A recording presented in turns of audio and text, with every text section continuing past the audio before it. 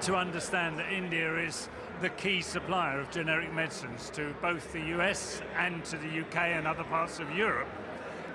So it's not surprising that our focus is on India. We have problems in other parts of the world. It's not just in India, but India is a major supplier. Do you think that we've probably crossed the hump in the past 2 years? Because we're seeing some amount of a turnaround when it comes to compliance, a lot of proactive steps being taken by companies themselves. Are we much better than we were, say, 2 to 3 or 5 years ago?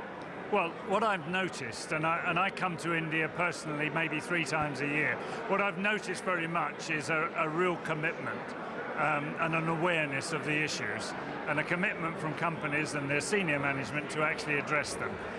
And I'm beginning to see the fruits of their efforts now as Indian companies are addressing some of the issues that have previously been reported. One of the trends that we've noticed is that, you know, if a plant is inspected by the US FDA and the UK MHRA, there are sometimes divergent views on the same plant. One is compliant, the other one says it's not compliant. Why is that? Why is what's okay with the UK not okay with the US and vice versa? Well, I don't think there are divergent views on the findings. The actual observations on the site are very similar.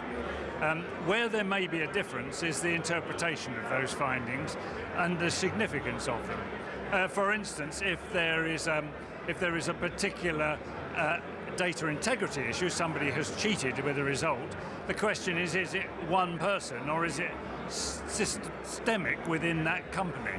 And we need to make that judgment on the evidence we have. And it's not surprising that sometimes the point at which we judge is slightly different. We operate in that respect independently. Okay, time for a break now, but more on market opinion.